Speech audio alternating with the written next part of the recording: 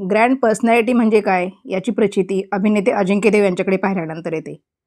उंची 6 फुटांहून जास्त, भक्कम शरीरयष्टी असा हा कलाकार घरातूनच सिनेमाची पार्श्वभूमी घेऊन आलेला आहे. मराठी सिनेसृष्टीत जेव्हा लक्ष्मीकांत बेर्डे, अशोक सराफ यांची चलती असतानाही स्वतःची वेगळी ओळख अजिंक्य देव यांनी निर्माण केली. केवळ मराठीतच न थांबता त्यांनी आजवर हिंदी, तेलुगू आणि इंग्रजी अशा 100हून अधिक चित्रपटांमध्ये भूमिका साकारल्या. मराठी आणि हिंदी चित्रपट क्षेत्रातील ज्येष्ठ अभिनेते-अभिनेत्री रमेश सीमादेव यांचे अजिंक्य हे सुपुत्र. रमेश देव यांनी मराठी आणि हिंदी अशा तब्बल 350 सिनेमांमध्ये काम केलं. घरातून कलेचा वारसा मिळाला असला तरी चित्रपटात येणं हे अजिंक्य देव यांचं स्वप्न नव्हतं. व्हायचं होतं एक आणि झालं दुसरंच. याचा प्रत्यय अजिंक्य देव यांच्या बाबतीत लागू पडतो. 1985ला सुरू झालेला त्यांचा चित्रपटातील प्रवास आजही सुरू आहे. 2 मुलांचे पिता असलेले अजिंक्य यांची लव्ह स्टोरी सिनेमासारखीच आहे. त्यांच्या पत्नीचे नाव आरती. आज आपण अजिंक्यच्या सिनेसृष्टीतील प्रवासाविषयी जाणून घेत आहोत. वकिलाचा मुलगा वकील, डॉक्टरचा मुलगा डॉक्टर आणि कलाकाराचा मुलगा कलाकार होतो, हे आपण नेहमीच पाहतो. अजिंक्य देव यांच्याकडे पाहिल्यानंतर आपल्याला तसंच वाटतं, पण वस्तुस्थिती तशी नाही आहे. अजिंक्य देव यांना लढाऊ विमानांचा पायलट म्हणजे फायटर पायलट व्हायचं होतं. लहानपणापासून त्यांनी ते स्वप्न बघितलं होतं. त्या दृष्टीने त्यांचे प्रयत्नही सुरू होते. कम्प्युटर सायन्समध्ये त्यांना पुढे शिकायचं होतं. यासाठी त्यांनी कॉलेजमध्ये असताना फॉर्मही भरला. त्यांना नेब्रास्का येथील एका युनिव्हर्सिटीमध्ये कम्प्युटर सायन्समध्ये प्रवेश मिळाला. याच काळात अजिंक्य यांचे वडील रमेश देव ऐतिहासिक सर्जा हा सिनेमा तयार करण्याच्या प्रक्रियेत व्यस्त होते.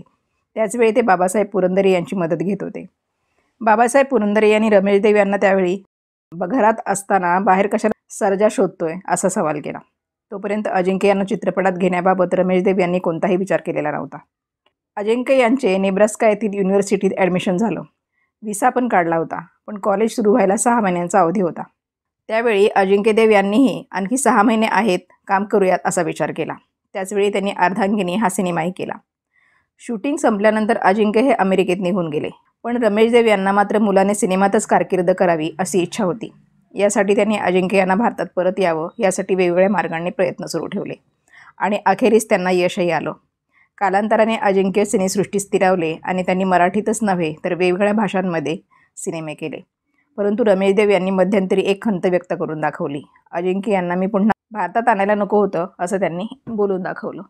अजिंक्य यांच्या बुद्धिमत्तेचा वापर कम्प्युटर क्षेत्रात चांगला झाला असता असं त्यांनी एका वाहिनीवर कार्यक्रमात म्हटलं होतं. अजिंक्य देव आणि आरती यांची लव्ह स्टोरी एकदम हटके आहे. अजिंक्य देव हे पार्ले येथील कॉलेजमध्ये होते.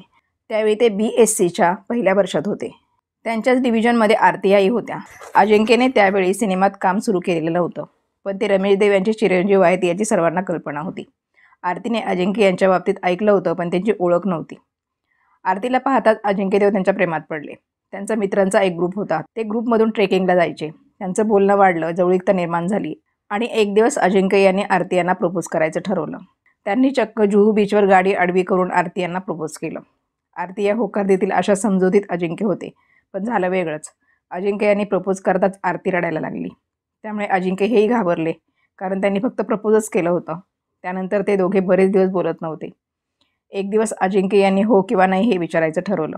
त्यांनी थेट त्यांना प्रेमाबद्दल विचारलं आणि नकार असेल तर मी आयुष्यातून जातो असंही म्हटलं. यावर आरती यांनी होकार कळवला. कालांतराने त्यांचं प्रेम फुलत गेलं.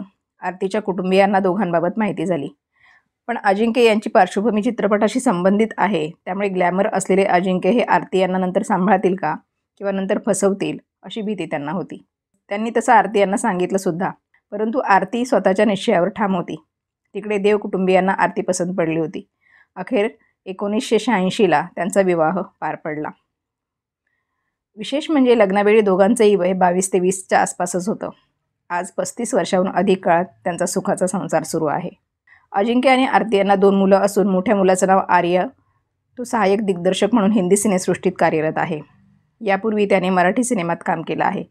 त्याचबरोबर त्याने अमेरिकेत त्याचं शिक्षण पूर्ण केलं असून त्यांना तनया नावाची मुलगी आहे. ती स्पेशल चाइल्ड आहे. अजिंक्य आणि आरती यांनी स्पेशल चाइल्डसाठी एक शाळा सुरू केलेली आहे.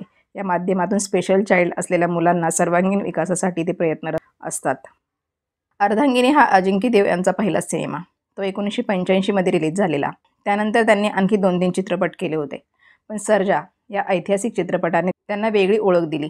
होम प्रोडक्शन असलेल्या या चित्रपटाने त्यावेळी चांगली कामगिरी केली होती. त्यातील गाणीही प्रचंड गाजली होती. नवख्या अजिंक्य यांच्या यातील भूमिकेचं कौतुक करण्यात आलं. सर्जाला त्यावेळी राष्ट्रीय पुरस्काराने गौरवण्यात आलं होतं. त्यानंतर एकापाठोपाठ एक असे चित्रपट अजिंक्यला मिळत गेले. हिंदी, तेलुगू, इंग्रजी सिनेमात त्याने आपली छाप पाडली. हिंदीमध्ये त्याने आघाडीच्या नायकांबरोबर काम केलं. अजिंक्यच्या नावाची स्टोरी म्हणजे टीम इंडियाचा कसोटी उपकर्णधार अजिंक्य रहाणे नाव अजिंक्य देव यांच्यावरून ठेवल्याचा गौप्यस्फोट रहाणेच्या वडिलांनी केला होता. अजिंक्य देव यांनाही याची माहीत नव्हती, पण ज्यावेळी त्यांना याची माहिती झाली तेव्हा खूप आनंद झाला. अजिंक्य यांनी टीव्ही मालिकांमध्येही भूमिका साकारलेल्या आहेत. त्यांनी स्टार प्रवाहवरील जय भवानी जय शिवाजी या मालिकेत बाजीप्रभू देशपांडेची भूमिका निभावली. अजिंक्य म्हणजे कधीही पराभूत न होणारा. अजिंक्य देव ही अजिंक्य आहे.